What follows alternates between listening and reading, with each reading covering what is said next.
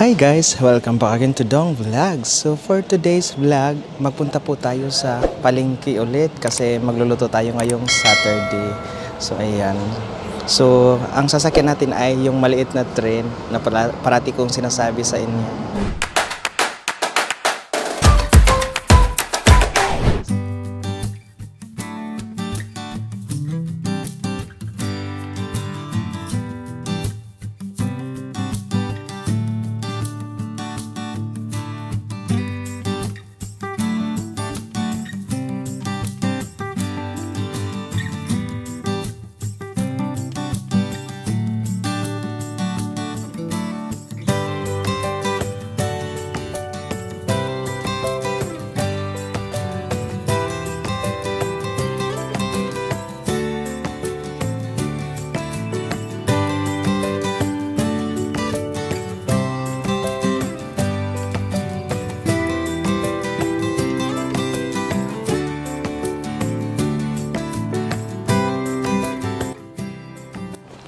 Ayun nga guys, kabababa natin ng train. So ngayon, sisimula na naman tayong maglakad.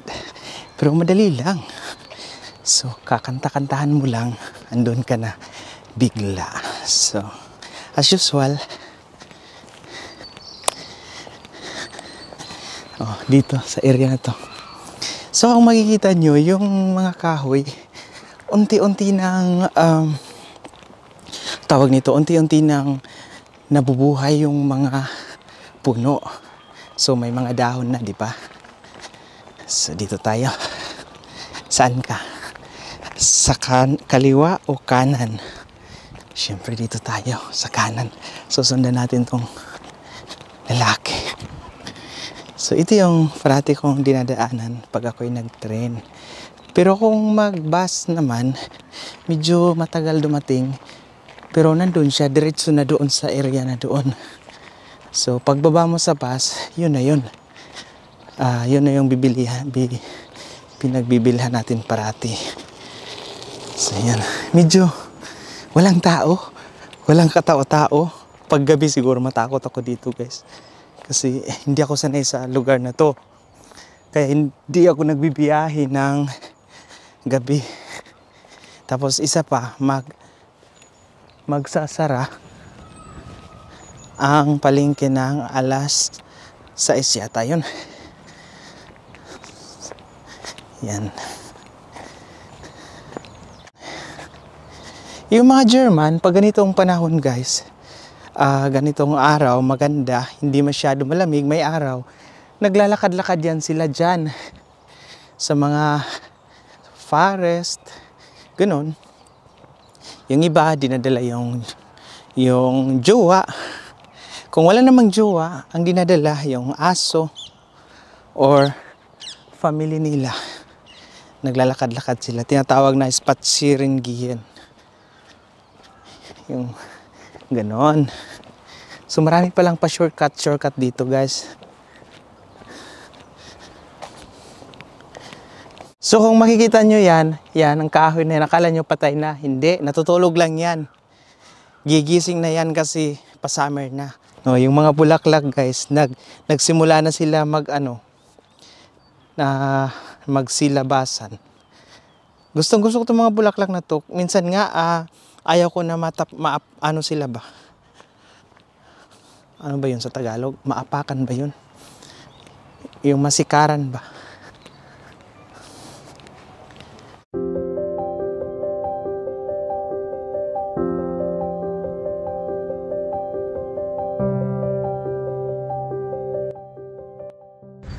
Ayan guys, naghahantay na po tayo ngayon ng bus. 1 minute na lang po yung 602, magdating na siya guys. Pauwi na po tayo ng bahay. So ito po yung dala natin. Grocery natin, mabigat siya guys. Pero kaya ko naman kasi magsakay ako ng bus.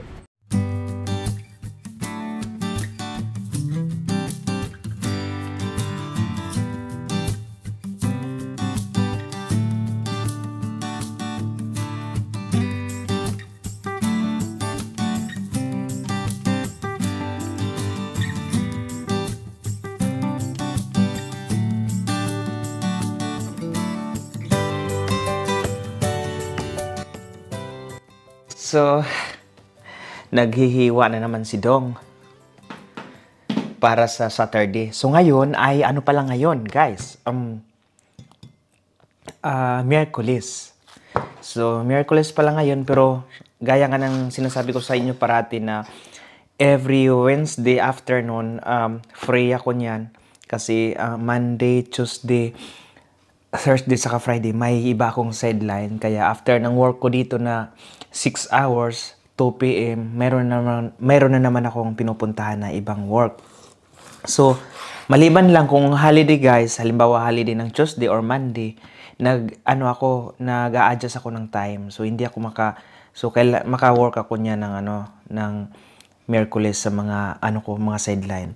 So ngayon, bumili ako ng beef kanina na malingki ako.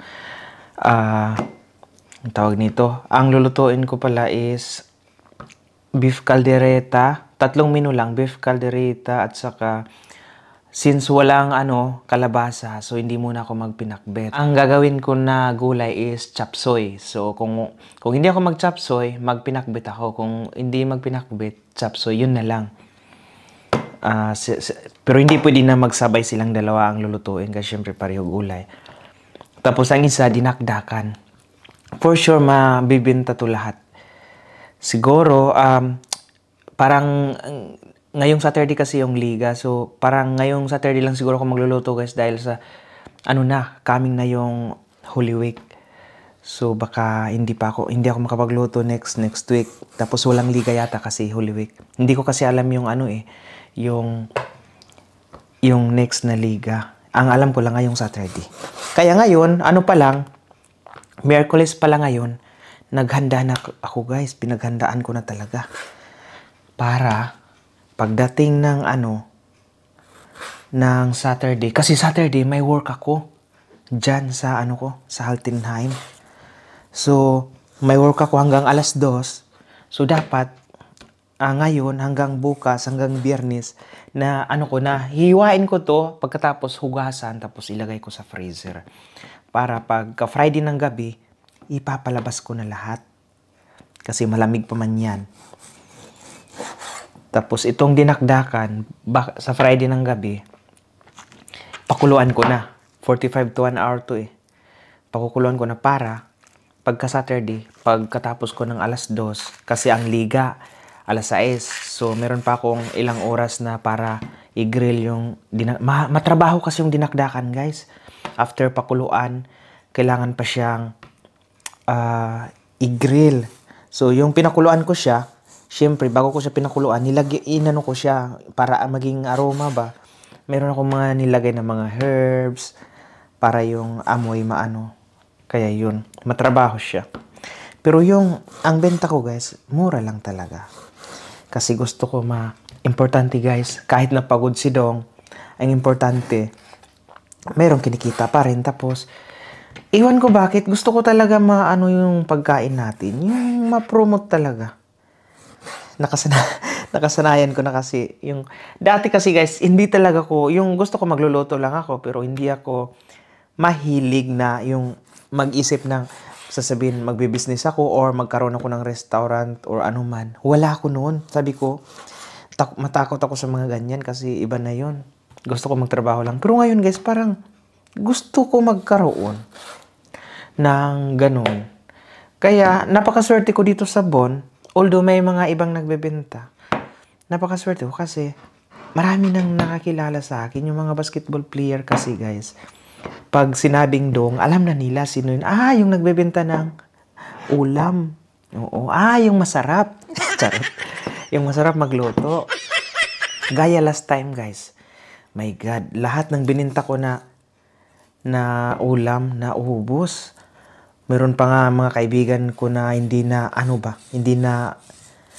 nakapagbayad na, hindi ko na ang tawag doon, hindi ko na siya nilagyan yung tinirhan ba. Nakalimutan ko dahil nga marami yung tao doon sa time na yon. Buti na lang nandoon yung kaibigan natin si Princess B. Nagwe-vlog din siya bago lang. Tinulungan tayo. Thank you sa iyo, friend. Baka ngayong Saturday nandun din siya. Nurse yun. Salamat pala sa mga nurses dito sa Bon na grabe yung pag-support din nila sa akin. Grabe. Iba talaga ang Pinoy, guys. Yung halos na ano ko na sila, yung unti-unti ko na sila nakilala, na-close ng konti. Yun yung kagandahan dito. Kaya, pinagpatuloy ko lang to. Pag may liga kasi, nagluluto talaga ako. Hindi pwede na hindi. Thank you din pala kay Father Rodel. Kasi si Father Rodel, pinayagan tayo dyan na magtinda. Kulang na lang talaga guys yung kakanin. Hindi ko na kasi kaya. Gusto ko din magkaroon, mayroon yung kakanin ba kasi minsan may naghahanap. Next time, itatry ko magawa ako ng ano, yung parang street food, yung mga heart ng manok at saka yung, ano ba yung batikolon sa Tagalog. Basta yung part ng manok, maliban lang sa isaw, wala dito yung isaw ng manok. Itatry ko pala yung parang street food, ipakuluan, tapos i-marinate, tapos i-ano sa harina, tapos iprito. Next time try ko. Maganda din yun. Masarap. May suka naman. Kasi maraming kakain din nun. Kung isang ganyan, 1 euro, pwede na. Yun. So, kaya guys, ang tekniko ngayon, habang malayo pa yung liga, ginaganito ko na talaga. Yun nga lang ngayon, pa-summer na, mahirapan na ako sa freezer ko kasi maliit lang to. So, baka magbili ako ng malaking freezer, yung ganyan ba, yung square na sa sahig ilagay, yung ganun, yung maganda. Iwan ko ang tawag doon na square na freezer na yun. Para guys, kasi pag ngayong summer, hindi na pwede na. Dati kasi nilalagay ko lang sa labas yung mga karne, yung mga meat ba na nakabalot ng plastic. Ngayon, hindi ko na malagay masyado kasi hindi na masyado malamig. So, sa freezer na lang talaga or ref. Yan. Buto pala to. So, sa paggawa ng beef calderita or ang tawag nito, beef kare-kare or beef paris or beef bulalo. Ang ginagawa ko guys, hindi lahat laman. Gaya nito, lahat laman. Ito din, lahat laman. Bumibili din ako ng 1 kilo or depende sa dami ng niluluto ko. Bumibili din ako ng yung may taba. Kasi ito yung nagpapadala ng lasa eh. Kasi kung puro lahat laman, walang kalasa-lasa yung niluluto ko. Hindi naman marami yung taba. Yung konti lang. Ito, 2 piraso lang na ganito, may taba. Okay na. Para magkaroon ng lasa pa. Yun yung technique ko, guys. Lalo na sa beef paris talaga. Kailangan talaga na mayroon din konting taba.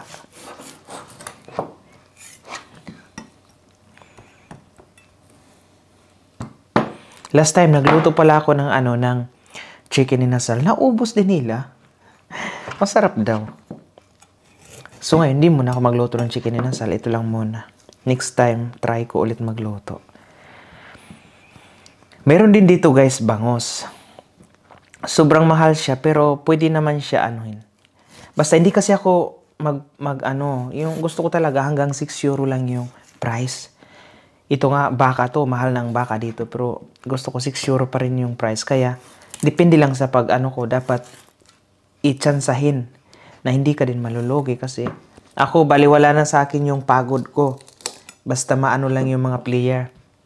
Mabusog at sulit sa kanila. Ganun naman talaga. Diba guys? Tama ba ako guys? Yan. So, shoutout pala sa mga players natin dito sa Bon. Sila Chad, sila Dominic Ontal. Sino pa ba? Sila ang Alak 7. Ayan, sila Alex, sila Princess, sila Dico, sila Kuya To, sila Kuya Tanggol. Mga kaibigan ko rin. Sila Cha, sila Ate Jocelyn. Ayan, kung nanonood kayo dito. Sino pa ba? Marami kasi akong mga kaibigan. na mga basketball player. Si Ishbin Jovit pala. Ayan, si Ishbin Jovit. Nag-vlog din siya, pero more on sa Facebook siya. Sila Dan, sila GB, pati kay Pretty, yung jowa. Ayan. Si UJ pala. Shoutout din kay UJ Cabana, ayan, kaibigan ko. Yung na-interview ko dati na nagtrabaho sa DHL. Tapos na po tayo sa paghiwa ng beef. So, ninugasan ko na, nilagay ko na sa freezer. Ngayon, mag-ano na naman ako ng potato. Babalatan ko. Yun. Kaso hindi ko alam yung ganito. Hindi pa ko marunong maggamit ng ganito ba. Maliban lang yung sa yung pang carrots. Alam ko na, mabilis lang. Ganito lang pala siya. Para guys. Tapos ilagay ko na lang to sa tupper. Hugasan, nilagay sa tupper. Para hihiwain na lang. Kasi marami pa akong hihiwain yung gagawin kong chop suey. Bukas yun. Kasi sa Friday, mag-workout pala kami ni Ernesto. So, baka late na ako makauwi ng gabi. Tapos mag-duty pa ako ng Saturday. At least, ma-prepare ko na. Ganyan talaga. So, diskarte lang, guys, no? Kasi ako lang mag-isa. So, kung maghanap ako ng kasama, kasama sa pagluluto or parang kasosyo. Kasosyo ba yun sa Tagalog? Mahirap na. So, anuhin ko na lang. Kakayanin ko na lang. Siguro kung ano na talaga. Malakas na. Actually guys, may nagpabook na sa akin. Charot, nagpabook. May nagpaano sa akin ng April 5. Birthday niya. Kung ma-remember nyo si Ate Monday, yung kaibigan ni Steph ng Team Blended, yung kung saan kami last time na yung nag-farewell party. Birthday niya ngayong April 5 pala. So, shoutout sa iyo, Ate Monday. So, nagpaluto siya sa akin. Ang order niya, 2 lang naman. Pansit. Pansit ba yung order niya? Tingnan ko. Baka makalimutan ko. Patay tayo. Meron pa naman tayong bisita sa na yun.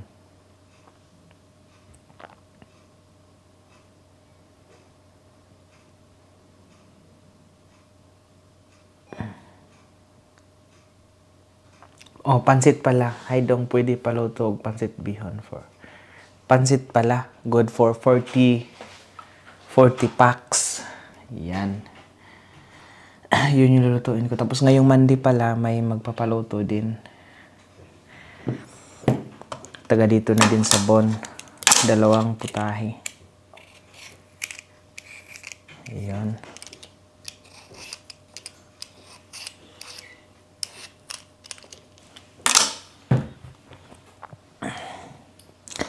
So, yun nga guys. So, pag-usapan pala natin ngayon tungkol sa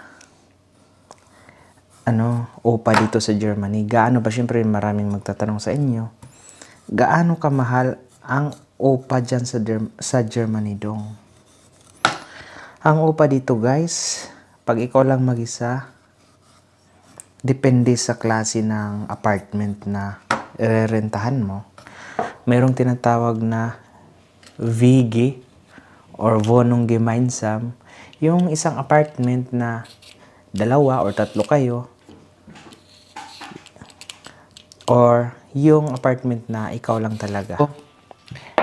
Mahirap talaga dito guys sa Germany pag lalo na sa apartment. So kung dito ka sa Germany, kung bago ka pa lang, dapat mas maganda yung tinatawag na Wohnung Gemeinsam or WG. Yung parang sa isang apartment 2 kayo or 3. Parang sa atin yata, yun yata yung iba rin naman yung bed spacer, yung 2 double deck.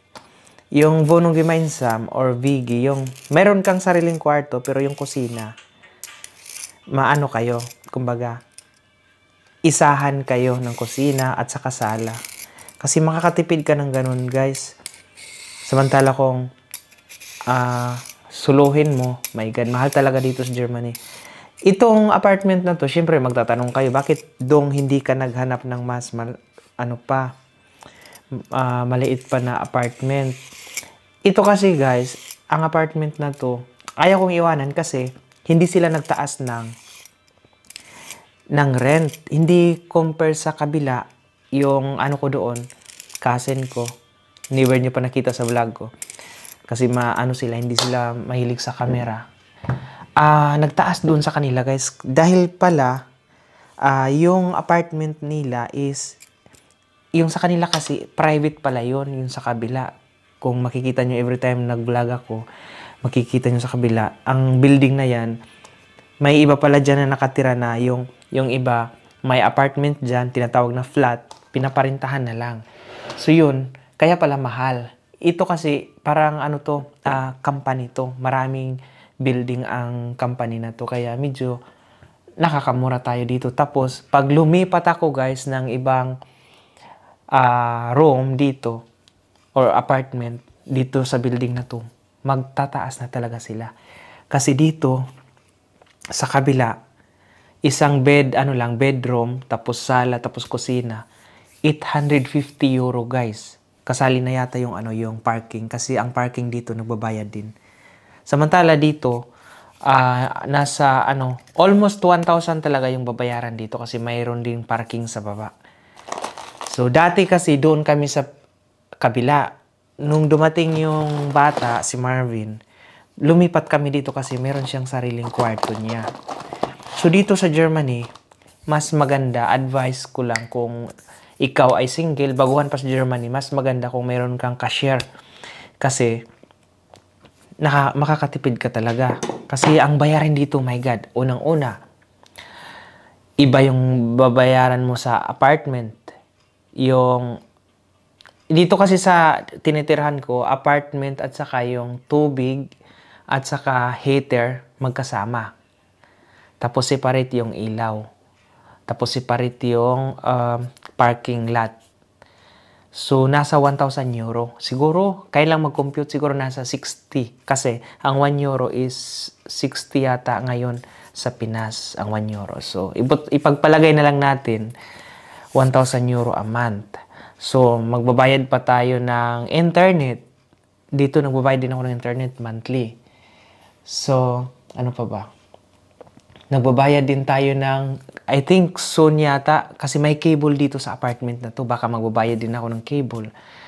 Tapos, nagbabayad din ako ng plan ng cellphone ko. Kasi dito sa Germany, lahat naka-plan yung SIM card mo. Although may prepaid naman, pero mas maganda yung naka-plan talaga kasi magagamit mo siya parati. Only calls, tapos meron din data. So, ano pa ba? Yung ilaw na nabanggit ko na yung ilaw, magbabayad din. Tapos ano pa ba yung mga binabayaran ko? Kasi direkta kasi sa bank account ko dinididak or kinakaltas yung mga bayarin.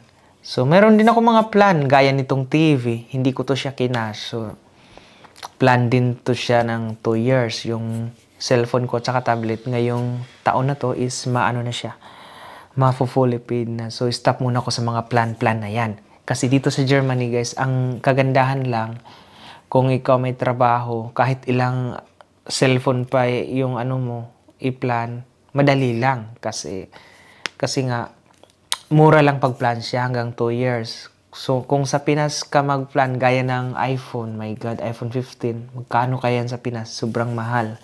Dito, madali lang talaga.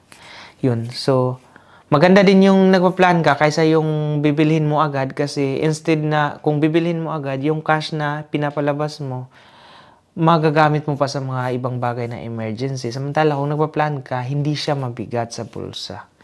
Yun yung kagandahan dito.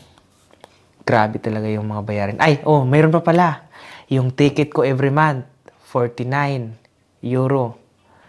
So, yung cellphone pa, SIM card, 20 euro. Maliban sa cellphone. Ano pa ba? Grabe talaga. Tapos sa Pinas pa, syempre, nagsusupport din ako sa mama ko kasi yung kapatid ko, nag-usap kami na siya sa papa ko, ako sa mama ko. Allowance. Tapos nag-ano din ako doon, tumutulong din ako doon sa pagbayad ng ilaw sa bahay namin at saka tubig at saka internet. Yun. Tapos meron pang bayarin every year. Yung tax ng 2 bahay, hindi ko pa nga naasikaso. Grabe. Oh, hindi ko nabayaran last year. So ngayon baka tumaas na yun kasi may penalty na.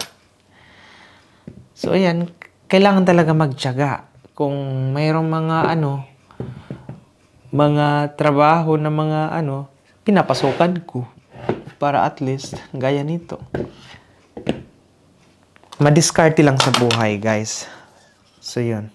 At least nalaman nyo na kung magkano ang rent ko dito. Magkano ang rent mo dong yun? Nasa 1,000 euro. Lahat-lahat na. Di ba guys, sobrang mahal na yon. Sa atin nga sa Pinas, yung 5,000 nga, 5,000 pesos a month, malaki na yon. Ang rent na yon. Dito, 60,000. Oh my God. Masakit na sa bulsa. Pero, mayroon pa pala na iwan akong meron pa, hindi ako nasabi. Nagbabayad din pala ako ng monthly na Meron kasi akong kinuha na lot doon sa Davao, sa malapit sa Eden. Sa Eden. So, nagbabayad din ako every month, 300 euros. Kaya doon ako guys, naipit. Naipit ba yun? Kasi meron pang 2 years bago ko ma-fully paid. Sayang din naman kung ipa-assume ko. Kasi kung ipa-assume ko, halos kalahati yung mababawas. Kumbaga, kung ipa-assume mo daw yan, kung magkano yung binayad mo, hindi ibig sabihin na yun yung bibilangin. Pala yan, halos kalahati yung mababawas kung ipa-assume mo. Sayang din naman. Kasi last year, pina-assume ko na sana yan. Yun nga lang, walang nag-assume kasi nga mahal. Tapos, nung nasayangan ako ba, so yun, sabi ko, hindi ko lang ipa-assume, tiyagaan ko na lang, tiisin ko na lang na mabigay ko yung every month na 300 euro. Kasi sayang din yung lot na yon, 300 square meters. Kasi, dati kasi, ang usapan namin ng ex ko, yung kukunon ko, 100 square meters lang. So, sabi niya, na lang daw, 300 square meters. Kasi gagawin daw ng, gagawing rest house. Sa time na yun is okay pa kami. Bali, yung time na yun is, na sana kami ba? Maglipat na sa Pinas ba? For good. So, naging for bad. Charot. So, hindi natuloy. Kaya yun, doon ako naipit kasi ako yung nagbabayad ng monthly na 18. So, ganun pa man. Investment man din yun. So, ipagpatuloy ko na lang kasi wala mong diliga ugma. sa Sabado pa. Anak ko lang i-prepare. Ipagpatuloy ko lang kasi sayang din naman. So, pwede mo naman yun mabenta in the future kung hindi mo gagamitin, di ba?